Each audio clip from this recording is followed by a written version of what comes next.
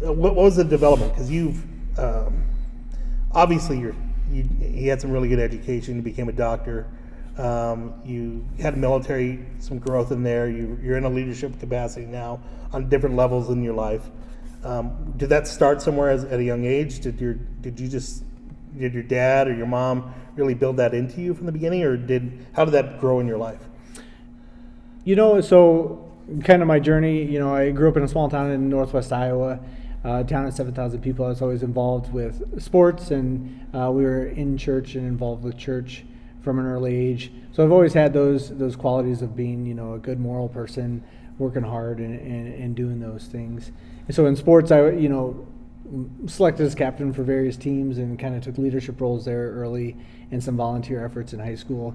And then I went off to the Air Force Academy, which is a leadership school to a certain extent for the military, the Air Force at least. And there I found myself, initially you're all just kind of followers, right? You're sheep doing what they tell you to do. And then as you evolve, I think you have to find the things that you're passionate about. So one thing that drew me to the Air Force Academy was their honor code. So, we will not lie, steal, or cheat, nor tolerate among us anyone who does. And so that was a driving principle that I said, hey, I want to be surrounded by people that feel the same way. Yeah. And so I was passionate about that, and I was involved with various things, not really in leadership roles, but I, started off as an honor NCO, and then I think it was honor NCO, whatever. And then, I just put my name in the hat to be the wing honor chairperson, so the person that's in charge of the honor code at the Air Force Academy for that year, and got selected to do that. So I think you just have to find something you're passionate about and do the best that you can do. And people will recognize that you're doing it for the right reasons, you have a passion behind what you're doing, and then just work to it to your best ability. Yeah. And then finally, medical school was kind of an afterthought after I graduated. Well, it was my senior year at the Air Force Academy. I thought, hey, I kind of want to be a doctor. People are what I'm all about. I was thinking about being a psychologist. Took a year off, tried to figure out what I wanted to do, asked Amber permission if I could go to medical school. And it was mostly my passion for people. I feel like God's greatest resource is people. More than oil or wheat or corn or whatever. I think his greatest resource is people. So to really help people live their best life is what I became passionate about. And so I just tried to do that as best as I could. And I found myself in during residency. You have 3 years in family medicine residency, and so that last year they select someone to be the chief resident of the class. So I was selected to do that. And so I think you just have to find what you're passionate about, what kind of gives you energy, and just do it to the best of your ability. Yeah. And if you do it in a way that's humble, you won't push people away because they'll see that you're not doing it for your own edification or glory or to push yourself along. You're doing it just because you want the best thing to be done for the situation.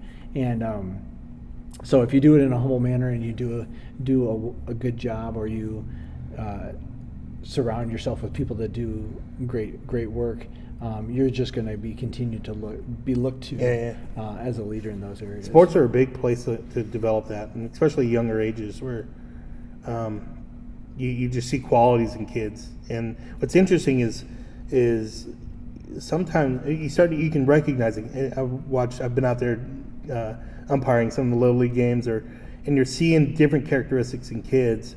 And I think sometimes in our sports obsessed culture, we look to the most athletic kid and we elevate them. But sometimes you see in kids just like they have a calmness on the field or on the court, and there's like value in that needs to be elevated in those moments. So it's like sometimes I think often we just look for this prototype leader, and that's all we think can be leaders. But it's so not true. There's so many types of leaders.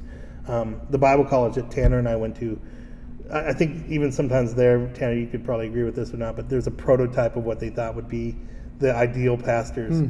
And I always felt unqualified at the school because I just wasn't, it's a very academic in school, and I just was not the most academic, but I was involved in ministry all the time. I was very invested in the relationships of my, dorm, the guys in the dorm or whatever, and but I didn't fit the Ozark model, and I felt sometimes frustrated with that. And I don't know if that was the institution or just within me, but seeing these different qualities in people, but sports has a way of revealing that too, Right. really well. There's not a lot of other avenues. Like there's not a competitive art competition where it drives kids in that kind of way, which is interesting. So, is there been a book on leadership that you've? I'm a book reader, so has there been a book that? Not that I can remember. All the smartest people I know don't read, and I don't know that's. No, you read. I that's read. I'd have to think about it a little bit. I haven't read a book on leadership in a while, I guess. I actually, when I got selected for the position, I reached out to a mentor I had during residency. He was my advisor. He's currently filling this role in Colorado Springs at the base down there. And he recommended a couple books to me that I should read. Yeah. So I have not one off the top of my head, but I'm trying to think of there was one. It's a small book, and I always loved it. It was The Tale of Three Kings by a guy named Gene Edwards, and I read that 20 years ago, and that book still rattles my brain. And it's really the story of King Saul, King David, and eventually for that short period, King Absalom, and the thirst sometimes people have for power and leadership, and how some people try to circumvent the process or the blessing of God, and they just try to grab it, and that how it never seems to work out well. And there's like a lot of lessons on trusting the leadership that God has instilled, even if it's not the best leadership. I think about Trump from a biblical perspective. Back in 2016, I would go, I don't know if this is the ideal biblical candidate. And so you're kind of watching the process take place, and he gets elected, and you go, I don't know if he's the right guy, but for whatever reason, the sovereignty of God has allowed him to be in this role. And what does God want to do within our nation, within us, as we see this guy lead, for good or bad? And you just got to take it on. And King Saul was a terrible leader, but God put him in that position. And David had multiple opportunities to take the leadership after he had already been blessed by Samuel to be the next appointed king. He doesn't take it. He waits for God to give it. And I always thought that was really interesting, that leadership, there is this like relationship where I need to desire it and pursue it and look for those opportunities. But sometimes you just wait until an opportunity is placed in front of you and pray that God has prepared you for that position, and you take the opportunities that God places in front of you. Don't ignore those moments, right? Sometimes you can't. A parent, you have to take on that role. Right. But there might come a role where someone just says, hey, would you be interested in trying this? And I think it's dangerous sometimes to not take what God has placed right before you. And that Saul and David, it was interesting, right? Because David could have taken Saul's life multiple times.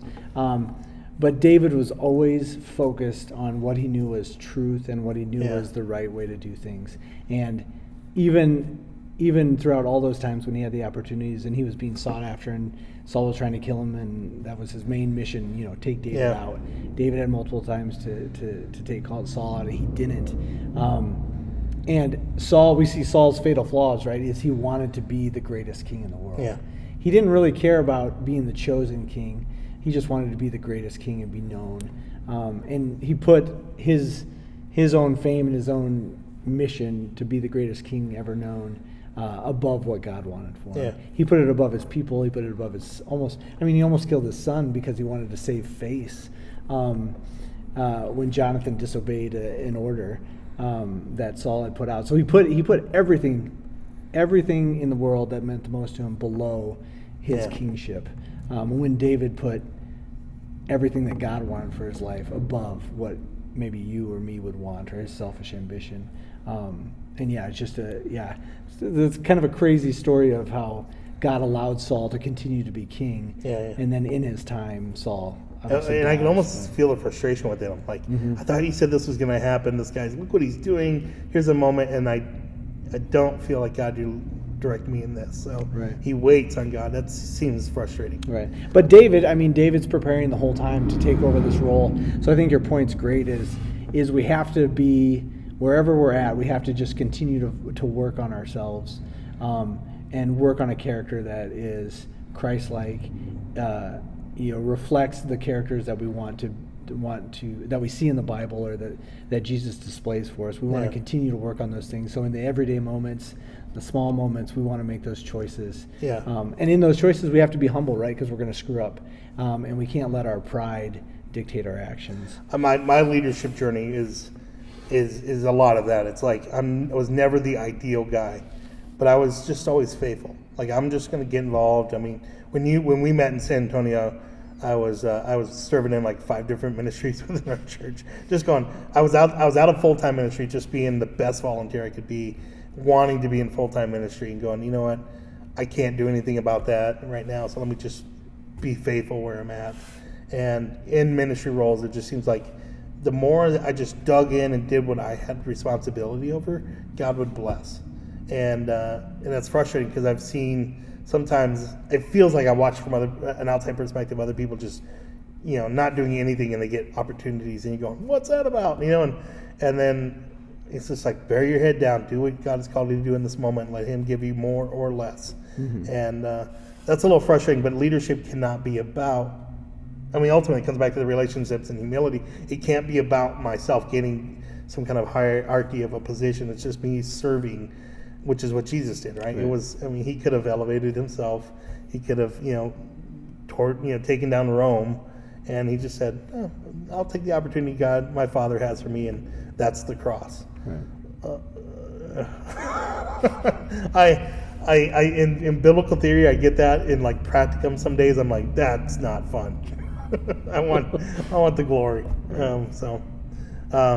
Any last questions from the audience? The audience of one. Hey, I like that. No, I think that was good. Appreciate you answering that extra one. Pounding the table, shouldn't do that. So, all right, we'll end extra time here. We'll end that, and thanks again, man. Yeah. Appreciate you.